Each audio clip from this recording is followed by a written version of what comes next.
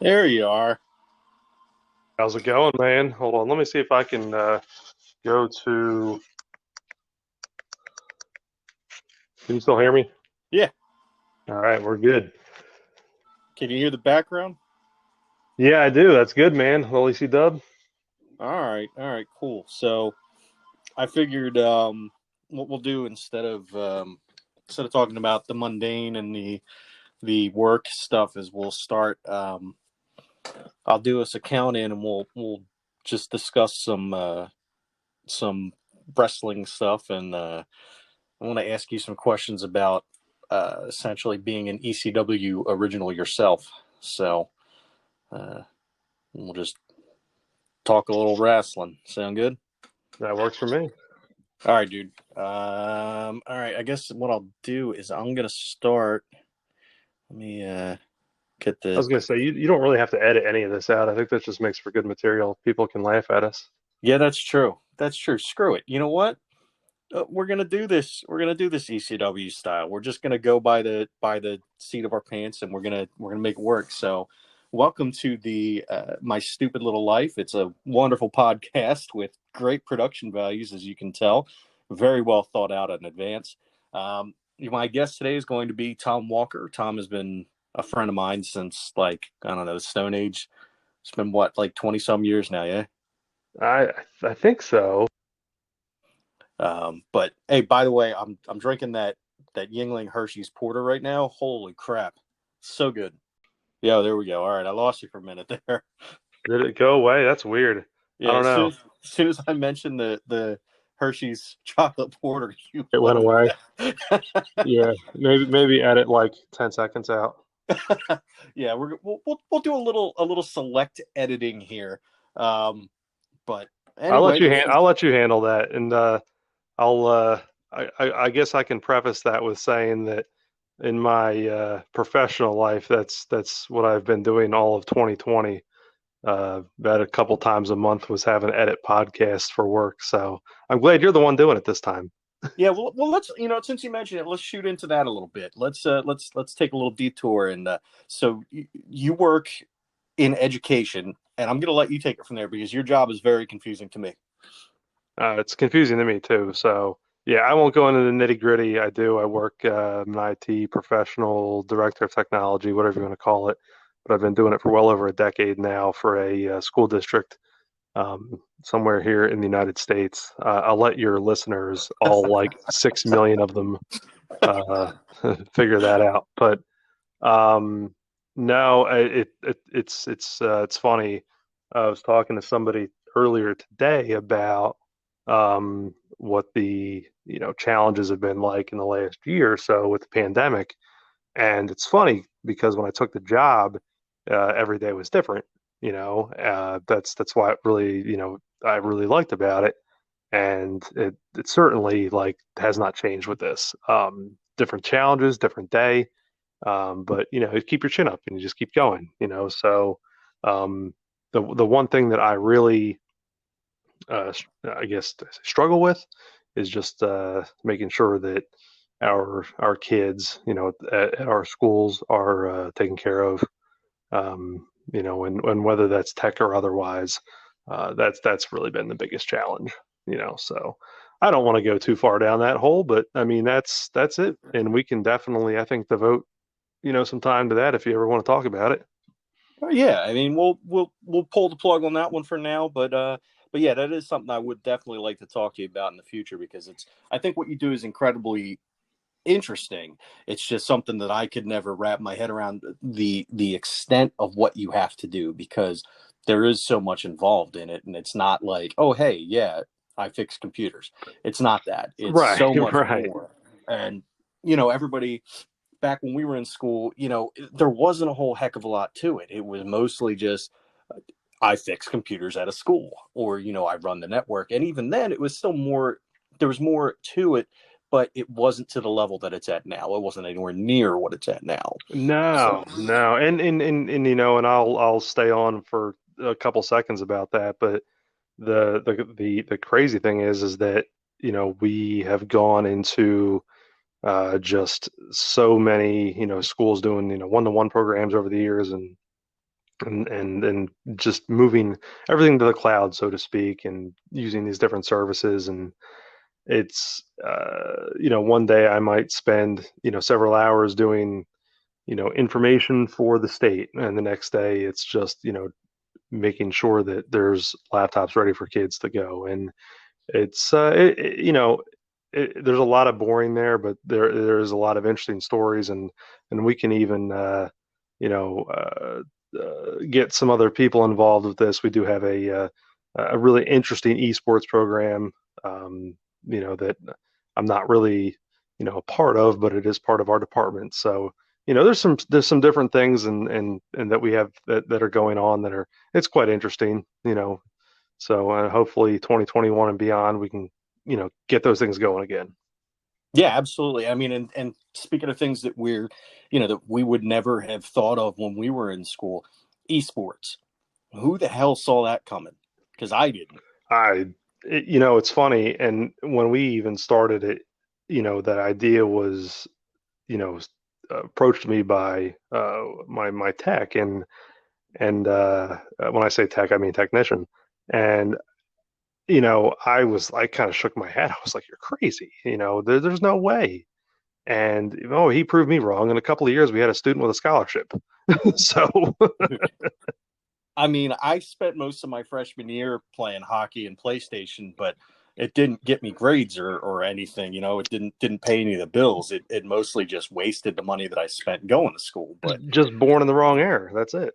that's what it is. See, we should have been born a little bit later, and then we'd have been able to go to school based on, well, I mean, I don't know about you, but I suck at first person shooters and stuff for the most part. Yeah, I was never going to make my money at that. So, but yeah, let's if you're so kind, let's we'll have to talk about that on another episode. But I Yeah, I, absolutely. I believe you wanted to get into a little bit of wrestling and maybe more specifically some ECW stuff.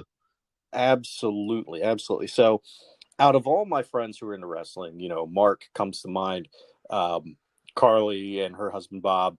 You are an ECW original. Yeah, it's weird to say that, even hear that, man. So, uh, yeah, you know me. We grew up in South Jersey, and I remember, and I guess I'll start with when I first saw it. Do you remember WGTW Channel 48? Dude, yes, I was just thinking of that the other day when I was bouncing around ideas for what we were going to talk about, and I was trying to think of the name of the channel because that was my first introduction to it too. Yeah, so I would sit there, Saturday nights, 10 o'clock, it would come on, and and I'll back up a little bit. You know, I grew up wrestling fan, obviously WWF. But at some point in the early 90s, I stopped watching. I want to say it was after WrestleMania 7, up until about 95, 96-ish. I just gave up on it, and I don't know why. I, occasionally might pick up watching something, but I just, I didn't care for it, just wasn't anything I was into. But happened to be sitting there one Saturday night. And it was, later 96, early 97. And I see this wrestling show on GTW. And I was like, what is this? And it was like the craziest stuff I'd ever seen. And not only that, like, the fact that they even let it on, broadcast television, uh, Right. blew my mind. It was like, what will it, bashing each other with chairs like it's, like they're throwing clotheslines. Like it was crazy. Well, dude, and that's what's funny too. And you mentioned the time frame when you kind of gave up on WWF and WCW, and I was in the same time frame. I can't remember exactly when, but I remember collecting the WWF trading cards, and I remember sitting on the bus with Richie Gregorio, and Richie was the one that essentially broke the magic for me. He was the one that told me that wrestling was, and I'm going to use the dirty word, wrestling was fake. Ooh. And I was heartbroken, and I was mad at him. and so I kept watching though, and I started looking, and I'm like, man, I was like, that's he's right, and it just kind of at that point I just kind of lost the love, so to speak. But now didn't actually, but it kind of turned me away for a little bit. And I even remember, and I think the conversation that started it was we were looking at the WWF trading cards, and there was one of Hulk Hogan, and he was flexing, and he had the title on him, the Winged Eagle. He had that belt, Ah. and but he didn't look like it looked like something was wrong in the picture. Was my thought. And I succinctly remember that card and the face he was making on that card, and being like, "Dude, something's wrong with the Hulkster. I wonder what it is." And we were talking about, and he's like, "Dude, you know it's all fake, right?" And I'm like, "No." Oh, I was like, "It's real, man. It's real." and I was like, "They gotta be real." it's funny that that you tell that story because it's very possible that that's why I gave up on it for all those years.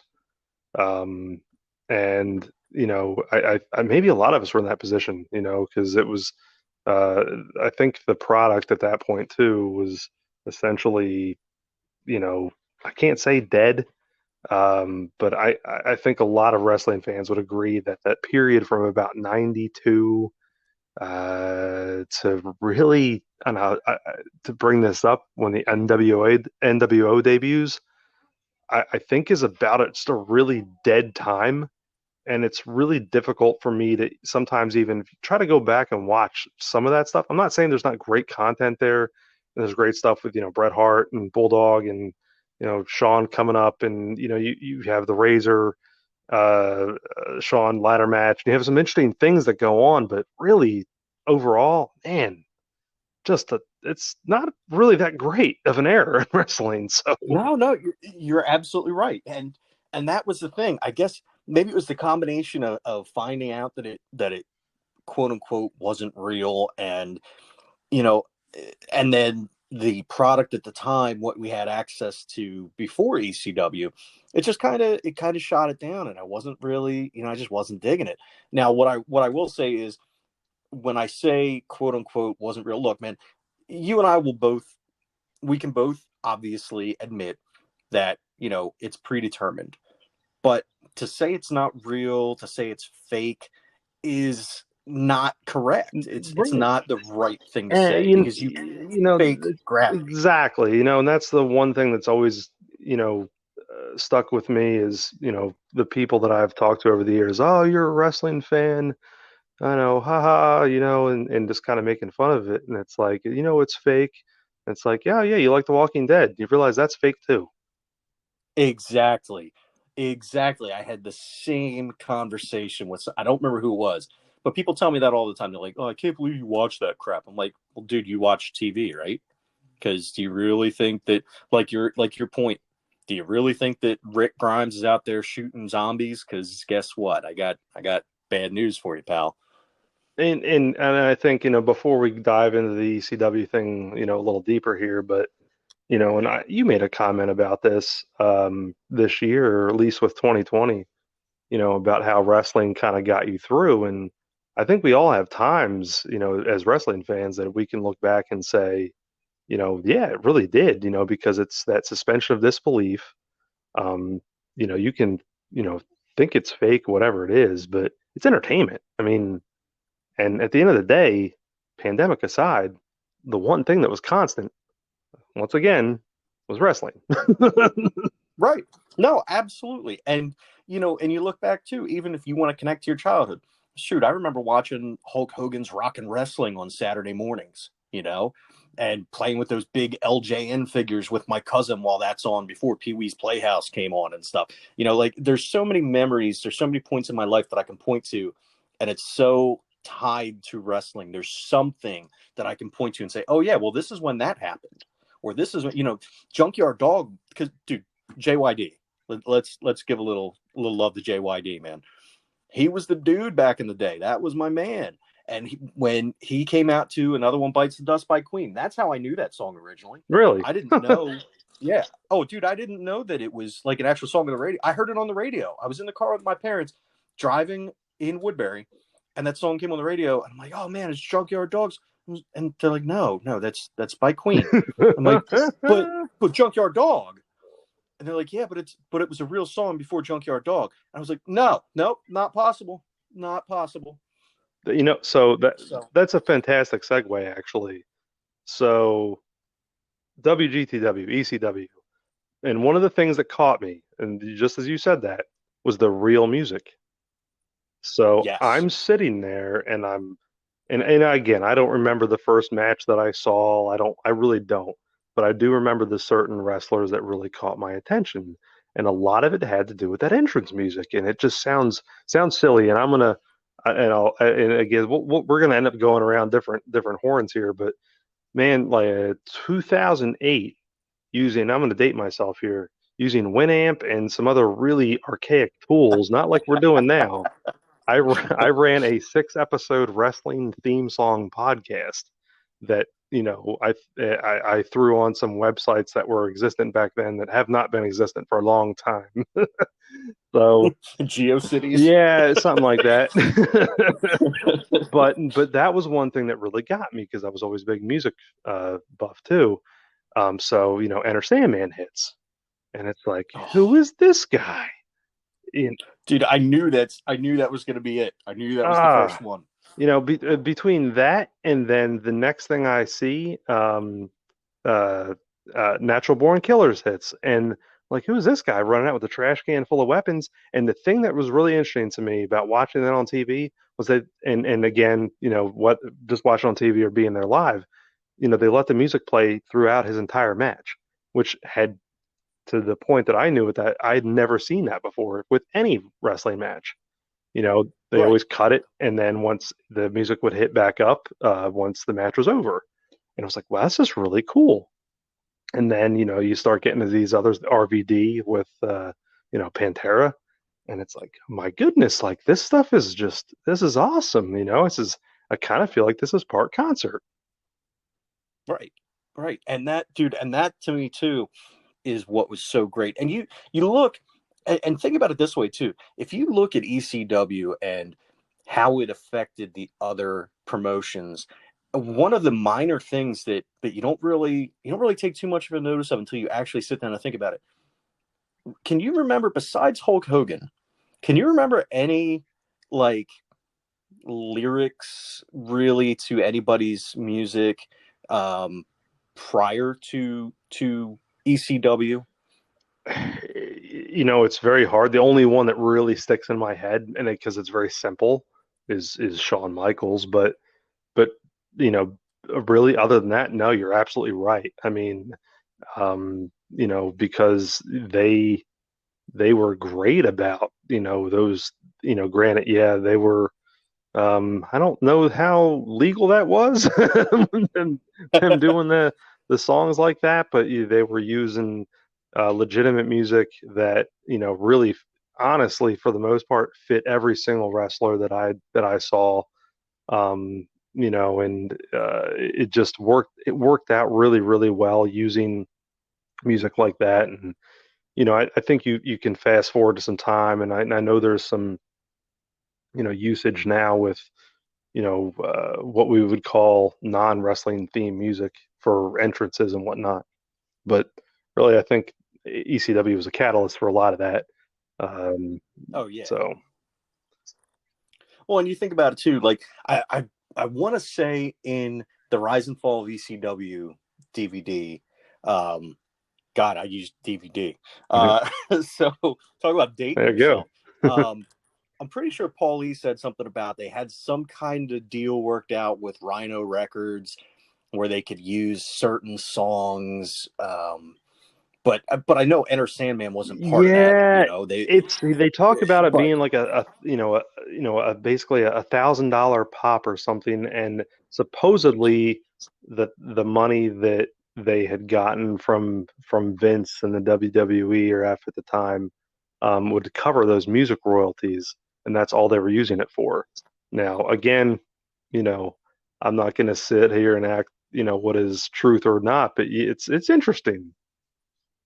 yeah, yeah, oh, absolutely. And then think about it too. Like with the tapes at the time and later the DVDs that they would release, all of it was dubbed Right, over. right. All Yep, of they it was had dubbed to. over because yeah, because for that reason, for the Right. rights reason, and like I don't know how much it would have cost to have the actual music, but obviously, anything that was taken away from the wrestlers at that point, I'd rather them get the money than some millionaire record producer. So But looking at ECW though, so we kind of kicked this off with the whole ECW original stuff, which I appreciate that. It's kind of funny. But no, yeah. So watching it on TV, like I said, late '96, early '97, and really getting into it. And then the cool thing about ECW was watching that entire like hour of hardcore TV. They would run their own commercials for the most part. So their commercials would be, hey, buy this, like you said, tape, or these tickets to the next show. And so very early '98, I convinced my dad to take me to the Blackwood CYO because the ECW happened to be doing a show there. If you're unfamiliar with whatever that was at the time, basically think high school gym. Uh, so okay, that's where I caught my first ECW show was with my dad at the Blackwood CYO. I want to say there were I don't know way less than 1,000 people there. 600, 700 people there tops. I still have pictures, and the funny thing was, we took pictures that night, and I got the talk about dating yourself. We got the pictures back digitally on a 3.5 flop, floppy no, disk. So for all the youths no, listening, do a little googling and look up 3.5 floppy. dude. Those things were like as a little aside here, those things were like gold in Yeah. school. You could trade them for like six chocolate milks and Yes, stuff. yes. So But that was the first little taste I had. Fast forward a couple months, I went to another one with him because for whatever reason, that didn't scare him enough the first time, so he went with me again. And it was funny because the first time, and we have pictures of it too. Just Incredible fell on his lap because we were like no, 3 rows from the ringside, and Mikey Whipwreck kind of whips Justin over the guardrail, and he just lands right in my dad's lap, and I was like, oh, it's on right now. that's awesome. So fast forward a couple months, went to another one, same deal, CYO, and it was interesting to see because a lot of the wrestlers were the same. Bigelow and Dreamer and Taz and all those guys were there at the time, Dudley's. So it was really cool to see those guys like live that I'd been watching at that point for a couple of years on Saturday nights on GTW. And so I moved forward, a couple months more into '98, and you were friends with all these guys too, but through Brooks and our friend Kevin, uh, they were like, "Hey, we're gonna do this next show at this ECW show," and I said, "Really?" I said, "Where is it at?" And they said, "Well, it's at the CYO," and I said, "I've already been to a couple of these. I'll go with you guys." And so we all went. It was October of '98, and it was the first time I was just with these guys and not, my dad. I think he'd given up on me at that point with it. Um, but we went, and then starting '99, we started doing all the ECW house shows over in Philadelphia on the corner of Swanson and Rittner there. And I'm going to tell you, we could do 10 podcasts on different things that we saw over there because it was really, really interesting times. Just the crowd to me, the thing that, again, I hope this doesn't get lost and the people that were there will get it. It's funny now talking about it 20 plus years later, but as tailgating is to football, as was to 8 o'clock bell time at the ECW arena. We would show up at 12 o'clock and start partying in line, Nice. and really, really uh, fun time. So from 99 through 99 into 2000, we went to every single house show in Philadelphia, and it was just really interesting times. There's certain things I can recall like it was yesterday. Like the bus full of fans would come down from New York, and we would just give them all hell. Uh, and they would sit on their own side of the arena. We would all basically the people from Philly and the surrounding areas. We had three sides of the arena, and this bus from New York would all sit on one side. And for parts of the show, which would never really air because this was during down times when matches weren't going on, we would just chant back and forth. And the interesting thing was, and here's a classic example. You would have the New York crowd chanting, we want blood, and we want blood, and everyone else is chanting back at the New York crowd, well then slit your wrists. And it was just this That's fucking brutal, fantastic. Philly environment that, again, you get it because you grew up in that area, and I'm hoping that the people that hop and listen to this will find that funny because that is just how that was, and it. But the interesting thing was though is crazy as that sounds, like it really was all good fun. Yeah, and that's the thing too. Like people don't understand. People might listen to this and, oh my god, I can't believe it. Oh, my stars and garters. Well, you know what, man? You had to grow up there. First of all, you have to know the area. You have to know. It's a blue collar area. It's very lunch pail, and the crowd was like that. And you think Eagles? Where do you think Eagles fans Oh, get it? the I, Okay. it's crazy. I've been to Eagles games, been to Phillies games, been to Flyers games. I've seen it all. Philly wise, there has never been, and I will use this word, passionate. Philly fans obviously are passionate, but to me, there's never been more passionate crowd about anything ever that I've ever been to and experienced it than ECW. At that time, I've, you know, never experienced it like it was there because everyone was so into it. And whether you liked RVD or you liked the Dreamer or you liked Sabu, there was some weird level of respect that everyone had, regardless of your likes. It wasn't like, you know what, I like Hogan, I like Macho Man, I like, whoever. It you kind of liked everybody because you had a level of respect because you saw what these people were doing to each other, and it was different. It was nothing like we had experienced. And the other I can recall the night that the Dudleys basically said that they were leaving to jump to the WWF or whatever it was at the time. And man, you want to talk about passionate crowd, but basically just giving them a bunch of crap, like throwing water bottles and doing whatever at them, but then to turn around and to just, you know, kind of be sad and respectful at the same time. Like, wow, you guys have been here since almost the beginning, and this is it, and it was different.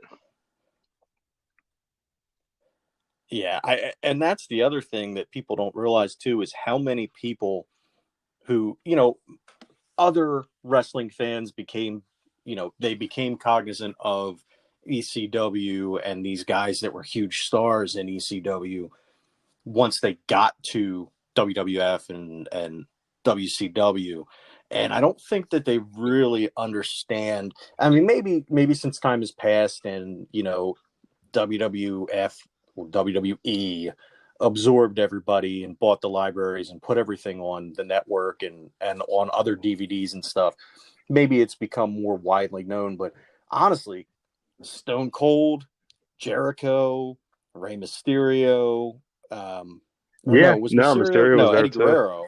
Um, Okay, and Raven, the Blue World Order, which I got to give them a shout because I love the meanie, and Stevie Richards is great. Nova's okay, but he's a Cowboys fan, so hey, you know. don't no knock on Nova. There was a lot of times where I saw, whether it was on TV or firsthand live, whether he's, it's fun. I never saw him, obviously, Stevie or the Meanie were obviously, to me, the fan favorites.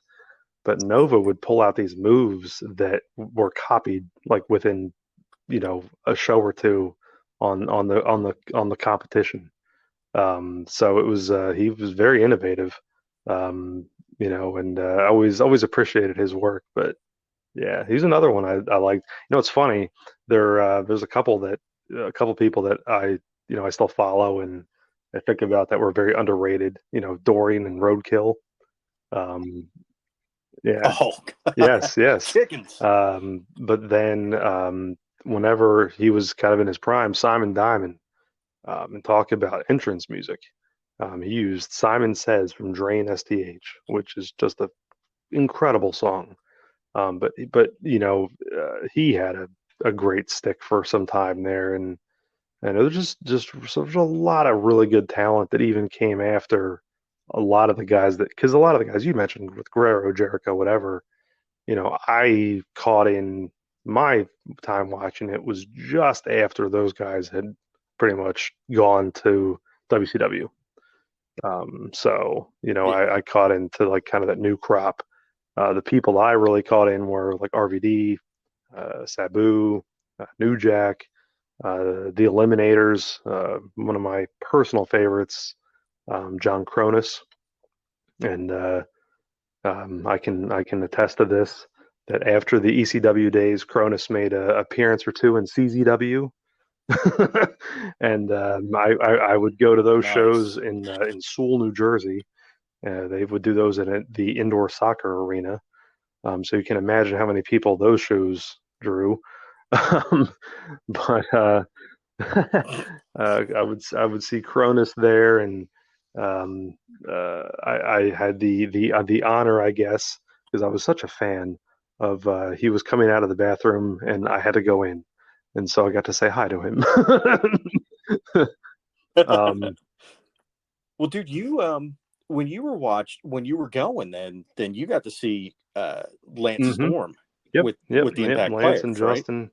Um, it was really interesting because they were one of the ones that they could really draw heat, you know, in the sense of I can't say that, people obviously like, hated them for what they were doing, but yeah, they were good, very good heels. I certainly whether it was just incredible mocking the death of Dreamer's grandfather, which wow, that was a that was a Jesus. big one. Or just the I would say the connection or the chemistry that they all had with between Storm and Incredible, that was good. Did you ever? So now, when you were there too, obviously Rhino was in the picture, and Dreamer, but what about oh, bloody hell! I just had his name because I just watched a match with him. Um, oh, this is gonna kill me now. Why can't I remember his damn name? Um, Don't edit this out. no, no, no. I'm gonna leave this in because I need to embarrass myself for not being able to remember. And this is all because I'm old, and it's Well, totally not because I'm drinking a Yingling's Hershey no, chocolate I porter, mean, which is delicious and chocolatey. Masato Tanaka or Mike Awesome, those guys, or Tajiri or Super Crazy. Yeah, okay. I knew one Tajiri, of those guys was eventually going to hit Tajiri, it. yes, that's yeah, dude. Yeah, Were you so there when Tajiri was there? and here's this part's going to really be tough for me say. It's funny because I don't have any other than the first show I really went to. I don't really have any recollection of like any major matches happening in front of my eyes, because a lot of those house shows were for the hardcore tapings, hardcore TV tapings, in Philly. And Mhm. it's funny, I'd go back and watch some of those on the WWE network, and it was like, these were okay, but there was nothing like there was nothing amazing because a lot of that amazing stuff, especially at that era, to me happened during the pay-per-views. So yeah, I Right. recall like yeah, they would have a match, but it wouldn't be like their pay-per-view match, So yeah, but yeah, they Gotcha. were there. Yep, yep, and boy, something special. So so what if you can remember this? There was a, I'm going to say, infamous angle in the WWE where Big Show's Oh, the big dad boss died. man coughing. And yes. So was that before or after making fun of Oh gosh, Dreamer? it had to be in the same time frame. Because I'm sure it was after. But the thing I remember with Credible was that all he did that, and again, I'm probably wrong, and I'm sure somebody's gonna look this up and you know, whenever I talk about it, and be like, oh, he's wrong. But I remember Credible interrupting the 10 bell salute that they were doing, which, if you think about it in retrospect, is like, why would they give a 10 bell salute for somebody's grandparent? But if right. they're going to do an angle, but that's what it was. Um, so I'm sure that happened after, Okay. but it was in that same time frame. Because I mean, obviously that took it to a whole nother level, but it's just yet another thing that Yeah, WWF there's a stole from lot of, ECW. and I won't even talk about the people jumping, but you had so much talent there. And what's funny, so as the ECW kind of folded up, and you've already alluded to it, and if you haven't watched it, I believe it's still on the network, and or if you do have the DVD, that Rise and Fall of ECW is a tremendous documentary. Um, but around 2000, and I think it was the '01 Royal Rumble. This is right as ECW has folded up there. That's a good watch, because you have a lot of that, kind of ECW talent, that kind of started piling in, because it was over. So that's one of my favorites to go kind of back and just kind of look at. But um, the one thing I will say is that you know I've thought about this over the years. It's one of the few things that I was able to experience that it's so hard to describe because it was so fun, yet some things were, you know, kind of like, the Vegas stuff. Like, oh yeah, we all had this fun here, but we better not talk about it. But nothing like that ever happened. It was just so fun that Right, like, right. you really you um you kind of had it there, but like you would not talk about it afterwards because if you go back to like your other other friends that weren't in the wrestling or going to work or whatever, because that was at the time I started working, you can't talk about anybody with it because it's like they don't care because they're not wrestling fans. So you had that like a Vegas moment where yeah, this all happens, whatever happens here stays here. Well, yeah, and that's kind of how it was, but because no one else cared, so it was that level of fun though, Well, right. Well, and what, one of the nice, well, one of the sad things for me was that I never actually got to go to, by the time I learned about it and had friends that were into it, it was you guys, and ECW had already right? unfortunately gone under. I stumbled upon it the same way you did, on Channel 48, but I never even thought that, oh man, I can go see this is in my backyard. I can go see this.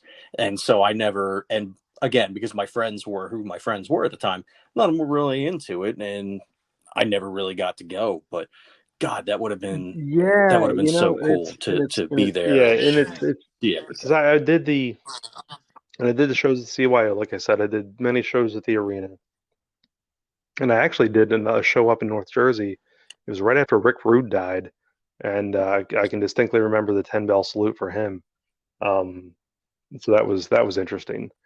Um, but the the thing was in that area, you you had a lot of, like I said, you had a lot of passion. Um, the fans were there, and I hate hate that you didn't get to experience that because man, it was certainly one of those things that I've got a smile on my face now talking about it because it was fun. It was a lot of fun.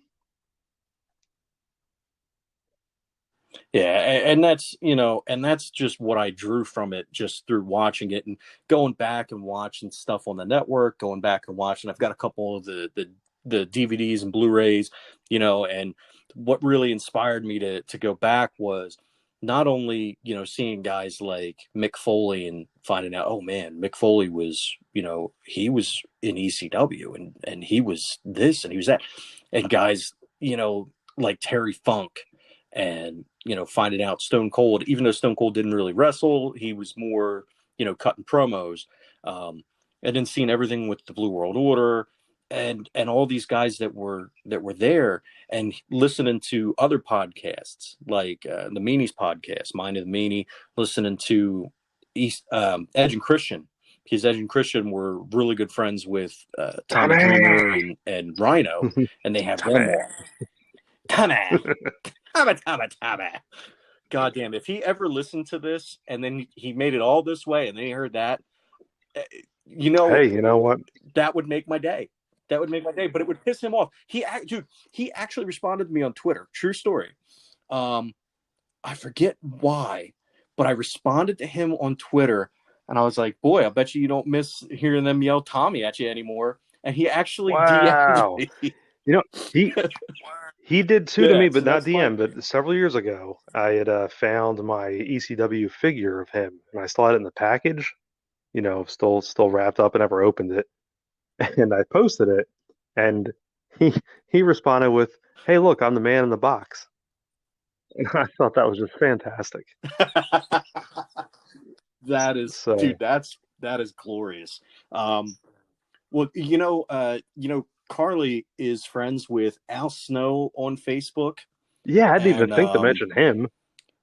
who the hell else? Yeah, Al Snow. Al Snow. I mean, that's all you Now, have to say. You don't even have to say anything else. so Balls Mahoney. here's the thing with Mahoney. So at one point, and again, I won't get into the details, but somehow walking around, I ended up, and I don't remember who I was with, but ended up behind the arena where I shouldn't have been, but I didn't realize it um, at the time. And we get approached and saying, all I hear is a voice saying, "Hey, what are you doing back here? You don't need to be back here." And then look up, and it was Balls Mahoney.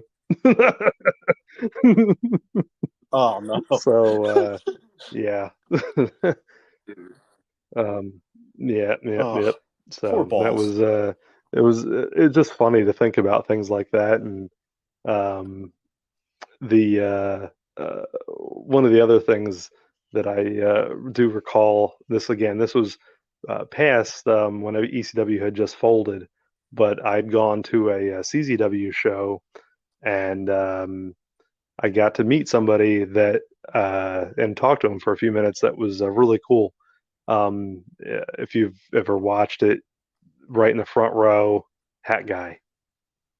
Yes. So Hat guy. that was a cool Nice. conversation. Very down to earth guy, just a huge wrestling fan, obviously. But that was cool. So yeah, that was one of those weird like, you know, uh, the guy was like, I think was so popular because he's front and center on like almost every big thing that happened in ECW. Right. So Yeah, absolutely. I mean, you look any video you watch, or any, even if you just see a screenshot of ECW from the quote unquote hard camera, as you know, the WWE whatever Right. calls it. And Um, right, and that's the he's funny thing. there. Like I've tried to He's look right back there. to see if I could see any of us on there, but it made sense because we always sat opposite hard camera. So we would sit on the side where the hard camera was, and we would sit in the corner on the bleachers where that was at. So there was no way that would ever get to us other than like if they ever did a pan shot, which if you ever watch hardcore TV, they never did. They only ever save that for the Right, pay-per-views. So I'm sure like at some right. point you could hear like, squeaky voice like chanting with, 1,000 other people. But yeah, that it's funny because it's like I know I was there, but there no like, evidence of it. So Dude, I gotta say though, the one thing that's kind of still blowing my mind a little bit is I just never pictured Brooks going you know he someplace like that. he did it a lot. He I, did a couple. he He did a couple I times. figured He he'd be wasn't scared. the first four people that was that I went with at the CYO show. It was myself, it was Brooks, it was Kevin, and it was our friend Brian. And that was it, And then beyond that, Brooks went a couple more times, but that was it. Generally, it was myself and Kevin and a couple of other people. It would be we would mismatch people at times, but yeah, no, it was interesting. I still wonder that myself, how we convinced him to go, but he did. Right. I mean, dude smacks people on the heads and calls them savages or barbarians or whatever for not using a coaster, and Yep, somehow ends yep. up at an ECW show. But Like yeah, now it's funny to think about that, but now the uh, for the anyone that wants to look any of this stuff up too, um, the ECW arena was an interesting place for the fact that you had um, basically people of all types, which I loved because you had young kids, you had the older crowd, you had whoever, and it wasn't no one. I think the thing that I really loved about it was no one was better than the next person. you know you didn't have like you were all, it was very communal.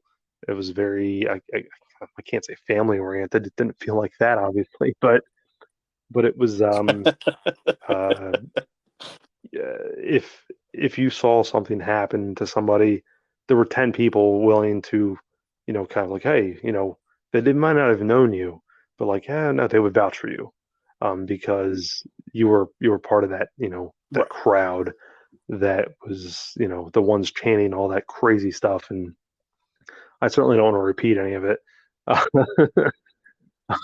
But uh, yeah, uh, the uh, the people there were just crazy, yes, but I think at the end of the day, we're just genuinely wanting to have fun, but they were, good people. And I will say this, I went to many, many of those shows, and not once did I ever see a fight between anybody there, ever, between fans.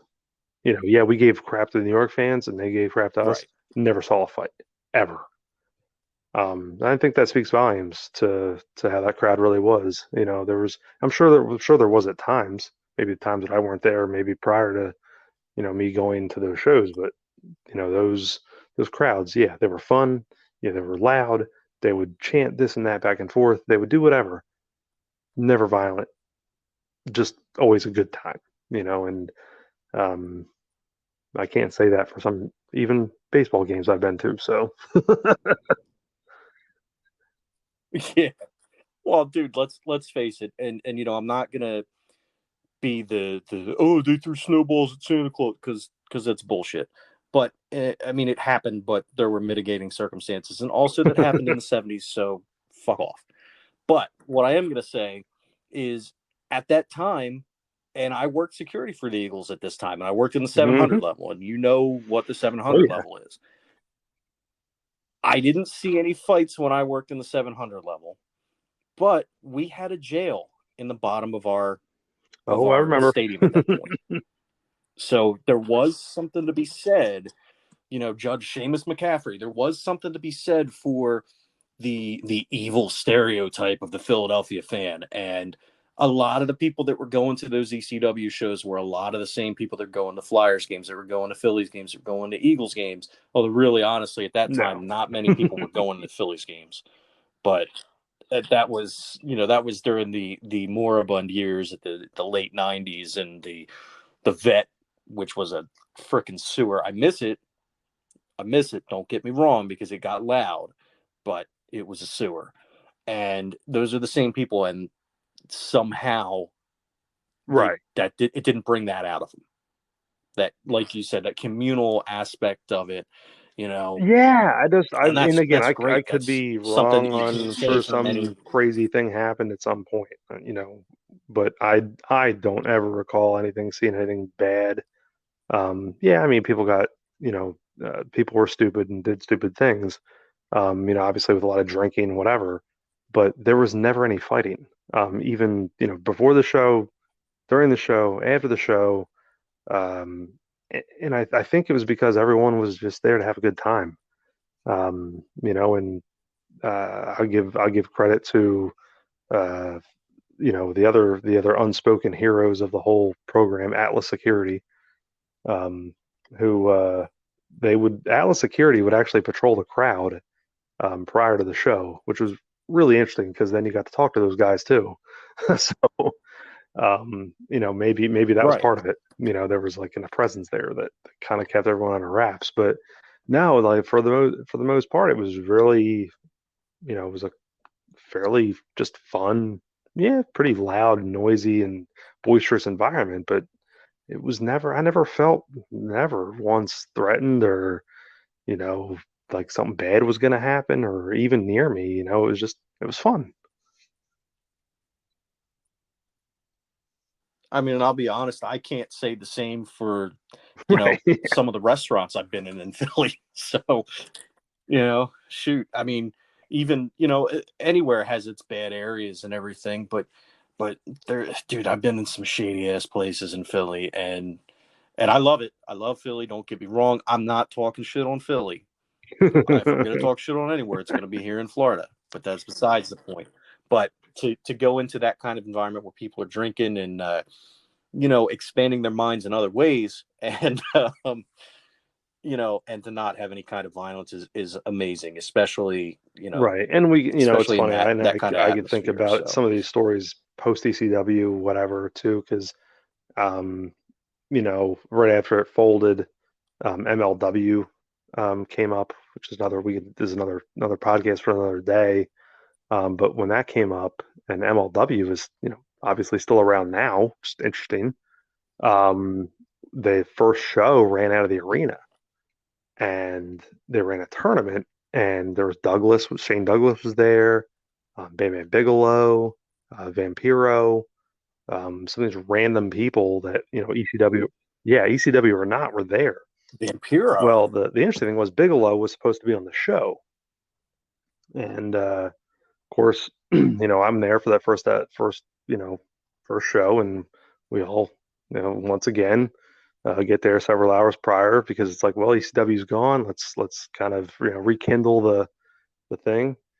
And I won't say, but who comes out and talks to us for 30 minutes and is Bigelow, and he's talking to us like, we're standing around in a circle of friends. And of course, then he, asks us for a drink. And so then we're drinking with Bigelow, and he tells us all these stories, and I can't even, I don't want to even, talk about him here because content is just not appropriate for anything. But the crazy thing was, and I don't know how many people know this, but the very first MLW show, which was called MLW Genesis, Bam Bam Bigelow was supposed to be on the card, but he no-showed it. But he was there because we drank with him beforehand. So Get out. That's Dude, that's because wild. we mixed them a drink, That's wild. Snapple So Fire, was and it was it no. yeah, we did. No, you did not give him the Snapple Fire. So I realize it's not Oh, ECW related, but I dude, had that's the to best. I had to put That's that the in best there. story.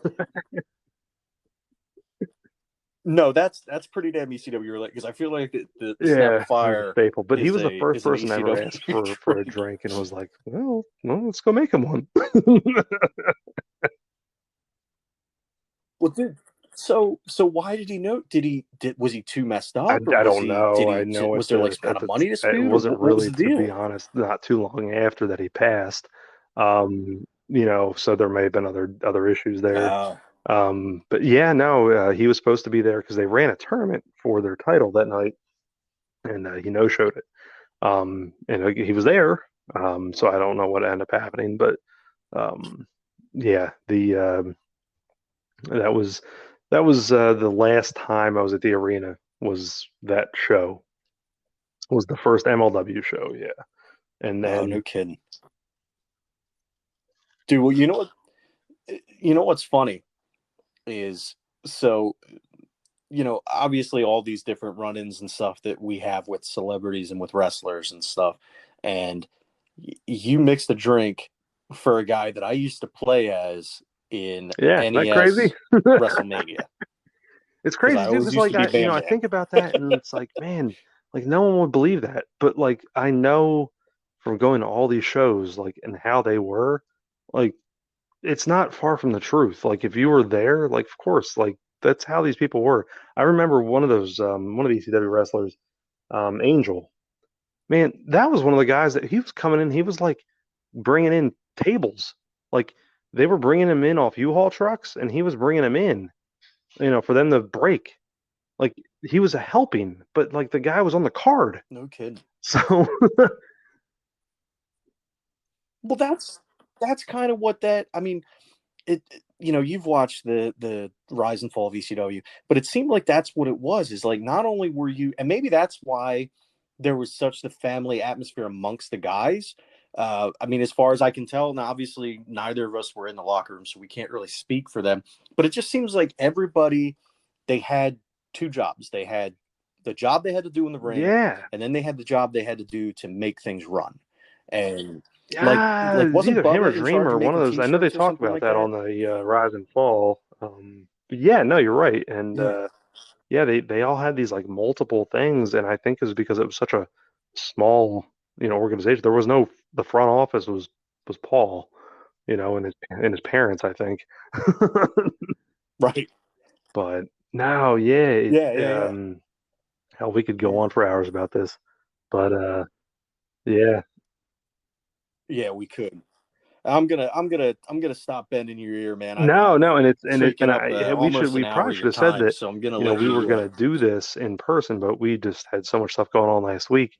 Um, but we'll Oh have to do yeah. this again, and we'll do some different content, and um, you know, whether you edit this down to 10 minutes, or whatever you want to do with it, you have a lot of outtake content at least. Honestly, dude, I'm not too good at editing yet. So what's probably gonna happen is I'm gonna chop it where we lost connection, and I'll probably just chop that part out, and it's gonna fly as is, and we're gonna let it roll like that. But we'll see, and then we'll see what the reaction is to this episode. But I think it's gonna be pretty good because I think we covered a lot of cool stuff. It's always something that I enjoy talking about. I know, there's at least one of our listeners who will probably skip this episode. It's a guy I work with that's not a wrestling guy, and he Oh, said you to should warn not him warn whenever him we were at all. doing a wrestling heavy episode. But